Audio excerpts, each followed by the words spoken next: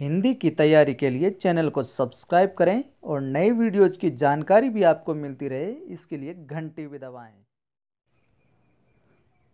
कभी कभी जो आपके द्वारा गुनाह किया भी नहीं जाता है उसकी भी आपको सज़ा मिलती है।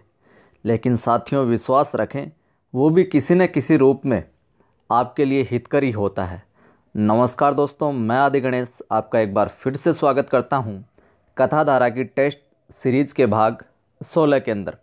अच्छा लगे तो लाइक कीजिए, शेयर करें और ज़्यादा से ज़्यादा कमेंट करें। चलिए शुरुआत करते हैं प्रश्नों की।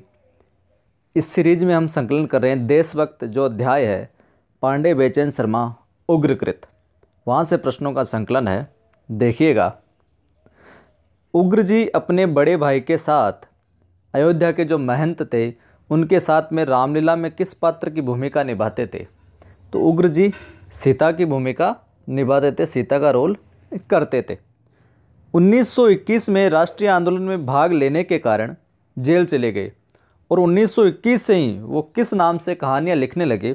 तो अष्टावक्र नाम से उग्र जी जो कहानियाँ लिखने लगे। उग्र जी ने गोरखपुर से कौन सी पत्रिका निकाली?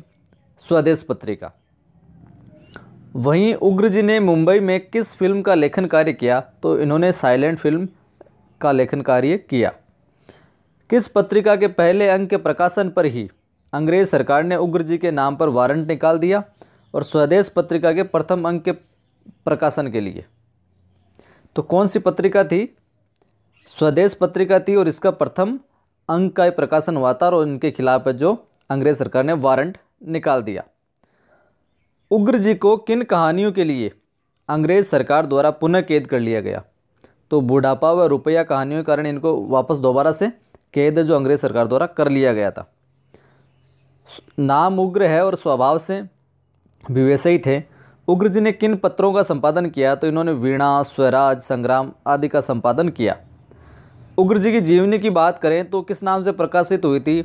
अपनी खबर नाम से। ध्यान रखिएगा इसको, उग्र जी की जीवनी प्रकाशित हुई थी अपनी खबर नाम से। उग्र जी का कौन सा नाटक, यहाँ पर मिस टाइप हो गया, उग्र जी का कौन सा नाटक व उपन्यास चर्चित रहा?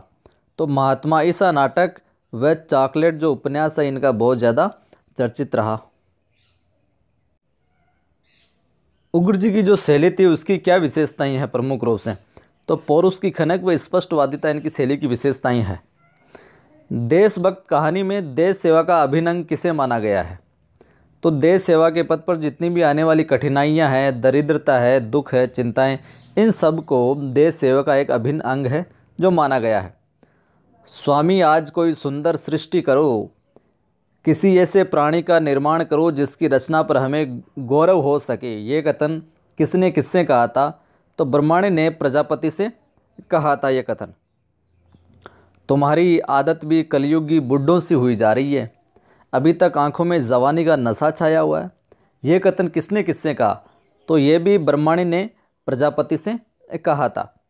विधाता ने पुतले में कौन से गुणों का समावेश किया? तो उसने तेज, सौंदर्य, दया, करुणा, प्रेम, विद्या, बुद्धि, बल, संतोष, साहस, उत्साह, धैर्य, गंभीरता आदि गुणों का समावेश है जो पुतले के अंदर विधाता ने किया। विधाता ने पुतले के भाग्य में क्या लिखा? भयंकर दरिद्रता और दुख, चिंताएं, पीड़ाएं, ये सब उनके भाग्य में लिखी। पुतले की आयु कितनी लिखी? 20 वर्ष। कितनी आयु? 20 वर्ष। नाम चतुरानन पे चूकते चले गए, ये कथन किसका है? वह चतुरानन किसके लिए आया? तो कथन तो ब्रह्माणी का है और शब्द जो है ये चतुरानन ब्रह्मा के लिए प्रयुक्त हुआ है। जब ब्रह्माणी ने विधाता से पूछा कि इस पुतले का मृत्युलोक में क्या नाम होगा? तो विधाता ने क्या बताया?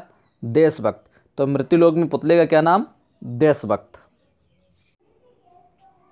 विधाता ने पुतले की आयु कम क्यों रखी? जिससे कि तमाशा जल्द दिखाई पड़े। अमरावती से इंद्र ने, कैलाश से शिव ने, बैकुंठ से कमलापति ने संसार के रंगमंच पर देशभक्त को पहली बार कब देखा? जब देशभक्त की आयु 19 वर्ष की हो गई थी। देखो ये सृष्टि की अभूतपूर्व रचना है। कोई भी देवता देशभक्त के रूप में नरलोक में जाकर अपने को धन्य समझ सकता है। प्रिय, इसे आशीर्वाद दो, ये कथन किसने किससे कहे थे? तो शिव ने पार्वती से कहा था। ये कर्ता की पवित्र कृति है। इस वाक्य में कर्ता व कृति कौन है? तो कर्ता तो है विधाता और कृति कौन है? देशभक्त। मूर्ख, पश्चाताप कर, देशद्रोह से हाथ खींचकर देश सेवा की प्रतिज्ञा कर, नहीं तो मरने को तैयार हो जा। ये कथन किसका है? देशभक्त का है। सम्राट के प्रति विद्रोह का आरोप किस पर लगा था? देशभक्त पर लगा था सम्राट के प्रति विद्रोह का आरोप। पंचतत्व का पुतला किसे कहा गया है? देशभक्त को। किसे कहा गया? देशभक्त को। तो शुक्रिया दोस्तों, ये थे विशेष प्रश्न कुछ। लाइक कीजिएगा और शेयर करना न भूलिएगा।